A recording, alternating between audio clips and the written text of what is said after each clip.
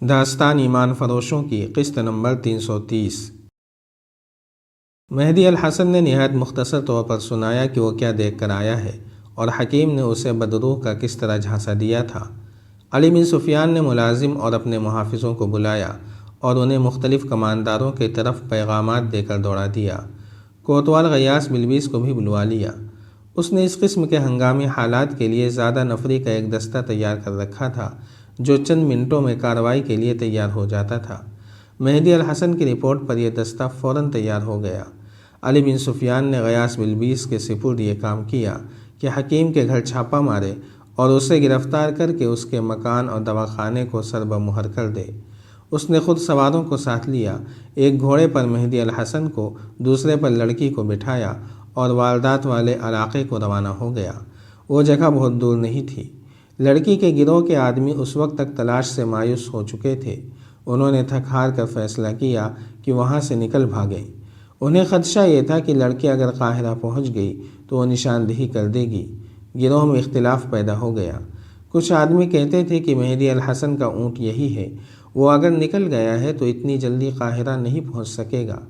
اسی کشمکش میں انہوں نے وہاں سے بھاگنے میں وقت ضائع کر دیا۔ آخر وہ اپنا سامان سمیٹ کر غار نما کمرے سے نکلے، مگر انہیں گھوڑوں کے قدموں کے دھماکے سنائی دینے لگے۔ باہر نکلنے کا راستہ بند ہو چکا تھا۔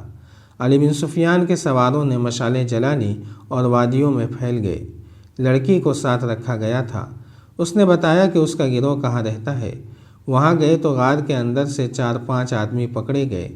اندر مختلف قسم کے سامان کے انبار تھے جن میں آتش گیر مادہ، تیر و کمان اور خنجر تھے، اور ایک مضبوط بکس میں سونے اور چاندی کے وہ سکے تھے جو مصر میں رائج تھے۔ ان آدمیوں میں صرف ایک صلیبی تھا، باقی قاہرہ کے مسلمان تھے۔ ان کی نشاندہی پر گروہ کے دوسرے افراد کی تلاش شروع ہوئی۔ ساری رات اور اگلا پورا دن تلاش جاری رہی، جس کے نتیجے میں باقی افراد بھی پکڑے گئے، جن میں 2 ایسی ہی لڑکیاں تھیں جیسی مہدی الحسن نے پکڑی تھی۔ ادھر قاہرہ میں حکیم کے گھر کو گھیرے میں لے کر اس کے دروازے پر دستک دی گئی تو دروازہ ایک ملازم نے کھولا۔ غیاث بلبیس اپنے چند ایک آدمیوں کے ساتھ اندر چلا گیا۔ اس کے آدمی کمروں میں گھس گئے۔ ان کے ہاتھوں میں مشالیں تھیں۔ حکیم کے سونے کا کمرہ اندر سے بند تھا۔ دروازہ ایک نیم برہنہ لڑکی نے کھولا۔ حکیم پلنگ پر نیم برہنہ پڑا تھا۔ پلنگ کے قریب صراحی اور پیالے رکھے تھے۔ حکیم نشے کی حالت میں بے ہوش پڑا تھا۔ اس کے مریض اور معتقد تصور بھی نہیں کر سکتے تھے کہ حکیم اس حالت تک بھی پہنچ سکتا ہے۔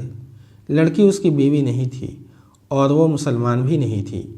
یہ صلیبیوں کا بھیجا ہوا تحفہ تھا، اور اس کے گھر سے جو دولت برآمد ہوئی وہ یقیناً حکمت کی آمدنی نہیں تھی۔ حکیم اس وقت ہوش میں آیا جب وہ قید خانے کے تہہ خانے میں بندھا ہوا تھا۔ غیاث بلبیس کو اطلاع دی گئی کہ حکیم بیدار ہو گیا ہے۔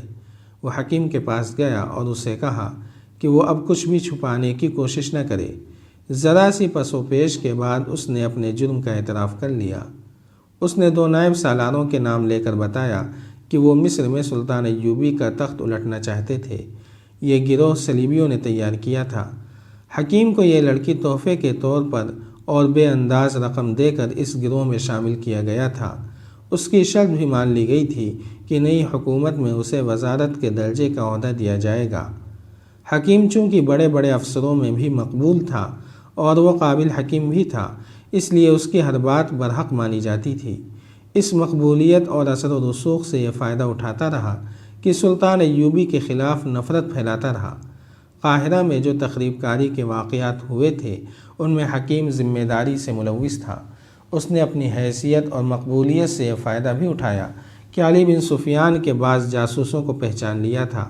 ان میں مہدی الحسن بھی تھا، جو اس پہاڑی علاقے میں جانے لگا جس میں تخریب کاروں کا اڈہ تھا۔ پہلے یہ فیصلہ کیا گیا کہ اسے قتل کر دیا جائے۔ حکیم نے اسے دیکھ لیا۔ اتفاق سے حکیم نے مہدی الحسن کے متعلق بھی معلوم کر رکھا تھا کہ قابل اور جرأت مند جاسوس ہے۔ حکیم نے فیصلہ کیا کہ اتنے تجربہ کار آدمی کو قتل کرنے کے بجائے ایسے طریقے سے اپنے جال میں پھانسا جائے کہ وہ اس گروہ کے لیے کام کرے۔ گروہ کے پاس ایسے طریقے موجود تھے۔ وہ چند ایک مصری جاسوسوں کو اپنے ہاتھ میں لے کر استعمال کر رہے تھے۔ علی بن سفیان کا شعبہ انہیں اپنے دیانتدار جاسوس سمجھتا تھا۔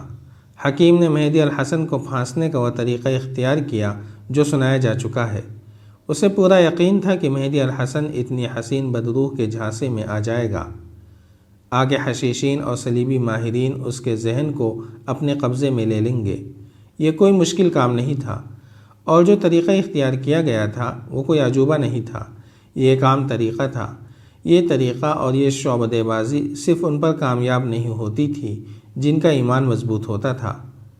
مہدی الحسن انہی ایمان والوں میں سے نکلا۔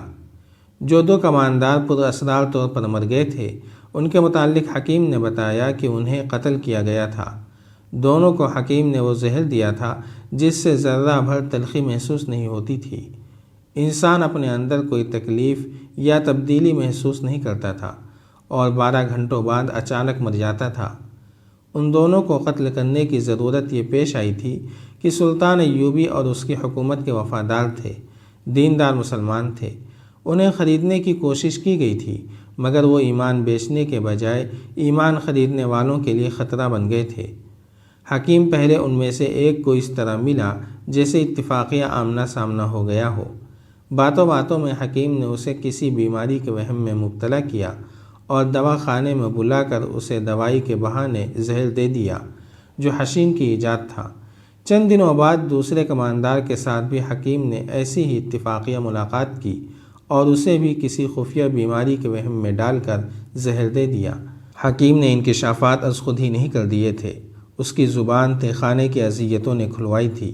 اس نے بتایا کہ فوج میں ایک طرف تو بے اطمینانی پھیلائی جا رہی ہے اور دوسری طرف اس میں نشے اور جنسی لذت پرستی کی عادت پیدا کی جا رہی ہے۔ فوجی افسروں کو حکومت کے خلاف کیا جا رہا ہے اور جو مضبوط جذبے والے ہیں انہیں پر اسرار طریقے سے قتل کرنے کا سلسلہ شروع کر دیا گیا ہے۔